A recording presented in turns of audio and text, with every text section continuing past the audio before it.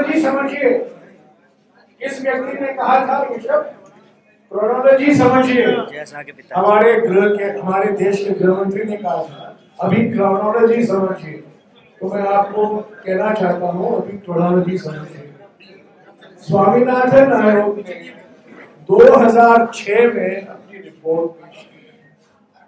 प्रधानमंत्री ने उस रिपोर्ट को तत्कालीन प्लानिंग कमीशन, जो एक नेशनल डेवलपमेंट काउंसिल होता है, राष्ट्रीय विकास परिषद होता है, जिसके सदस्य देश के सारे मुख्यमंत्री, उनको कहा आप इस रिपोर्ट पर अध्ययन कीजिए और सरकार को अपनी सिफारिशें दीजिए। तो 2007 में एक मुख्यमंत्रियों की समिति बनाई गई, जिसकी अध्यक्षता तब के गुजरात के मुख्यमंत्री नरेंद्र मोदी ने किया। 2011 फरवरी में उस समिति ने मनमोहन सिंह जी को अपना रिपोर्ट सौंपा। उसमें मोदी जी ने खुद लिखा है कि समय आ गया है एमएसपी को कानूनी दर्जा दिया जाना चाहिए, और कई बातों का जिक्र किया उन्होंने। एमएसपी किस आधार पर तय करना चाहिए? स्वामीनाथन जी का फॉर्मूला था कि जो खेती की लागत है, विस्तृत रूप से खेती को लागत को ध्यान में रखते हुए उसको 1.5 गुना एमएसपी देना जरूरी। 2011 में ये रिपोर्ट आई, मुख्यमंत्रियों की समिति की रिपोर्ट आई। 2012 और 2013 क्योंकि ये बड़े महत्वपूर्ण कदम है, तो हमने फिर से राज्यों के साथ बात की, सभी राज्यों से हमने बात की पार्लियामेंट में। तब हम डॉक्टर स्वामीनाथन राज्यसभा के एक नॉमिनेटेड मेंबर भी थे, उन्होंने भी अपना भाषण दिया राज्यसभा में, मैं भी था, मंत्री था। तो करीब 1.5 साल लगे इसमें। जब वक्त आया लागू करने के लिए, हमारे सामने खाद्य सुरक्षा कानून था, हमारे सामने भूमि अधिग्रहण का तब कानून नहीं था, खाद्य सुरक्षा विधेयक था, बाद में भूमि अधिग्रहण विधेयक था। 2013 में ये सब पारित हो गए और तब चुनाव की घोषणा हुई। तब मनमोहन सिंह जी की सरकार ने सोचा कि बहुत बड़ा कदम है, एक आम सहमति हमने बना दी, जब हमारी सरकार वापस लौटेगी तब इसको हम लागू करेंगे। ये सितंबर 2013 में ये निर्णय लिया। हमारी सरकार वापस नहीं आई, मोदी जी की सरकार बनी।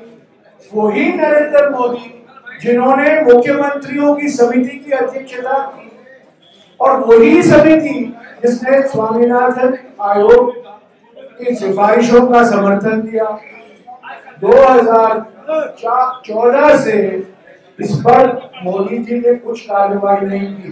सवाल आप मुझसे कर रहे हैं मनमोहन सिंह जी के बारे में, सवाल आपको करना चाहिए नरेंद्र मोदी के बारे में। ये हकीकत है। आज जो सवाल प्रधानमंत्री से पूछने चाहिए वो सवाल पूर्व प्रधानमंत्री से पूछे जा रहे हैं। बड़े अफसोस की बात है। 10 साल हो गए जब काले कानून लाए गए, जबरदस्ती उसको पारित किया गया। किसान संगठनों ने कहा एमएसपी का दर्जा, कानूनी दर्जा क्यों नहीं देते? अच्छा, एक बात समझ लीजिए, ये कानूनी दर्जा क्यों उठता है? अगर सरकारी संस्थाएं हैं तो कानूनी दर्जा का सवाल ज्यादा उठता नहीं है। कानूनी दर्जा तभी महत्व रखता है जब खरीद निजी कंपनियों से होता है। अगर निजी कंपनियां एमएसपी से कम दाम पर खरीद रहे हैं, इसीलिए किसान संगठनों ने कहा अभी निजी कंपनियां हैं वो खरीद रहे हैं, बिचौलियां हैं वो खरीद रहे हैं, पर एक लेवल होना चाहिए जिसके नीचे दाम नहीं गिरना चाहिए। तो इसीलिए ये कानूनी दर्जा का विषय 2020 के बाद और भी अर्जेंट हुआ, और भी महत्व लिया उसने। तो आपका सवाल जो है सही है, वास्तविक सवाल है, और हकीकत है कि 2011 में नरेंद्र मोदी ने अपनी समिति की सिफारिश दी, प्रधानमंत्री ने उसको स्वीकारा, पार्लियामेंट में बहस हुई, फिर से 2 बार राज्यों से बातचीत हुई, क्योंकि हमारे संविधान के अनुसार कृषि राज्यों का अधिकार बनता है। फिर भी हमने निर्णय लिया था कि हम इस दिशा में जाएंगे, और हमारे सामने बड़े बड़े कानून बनाने थे, खाद्य सुरक्षा कानून, जो आज प्रधानमंत्री गरीब कल्याण अन्न योजना के नाम पर जाना जाता है, और भूमि अधिग्रहण कानून। तो तब हमने निर्णय लिया, तब हम सरकार वापस आएंगे, तब ये स्वामीनाथन फॉर्मूला हम लागू करेंगे। पर हम नहीं आए, मोदी जी आए। हम उम्मीद कर रहे थे कि मोदी जी इसको लागू करेंगे, उन्होंने लागू नहीं किया। तो कृपया प्लीज ये सवाल आप प्रधानमंत्री जी से कीजिए, हमसे मत कीजिए।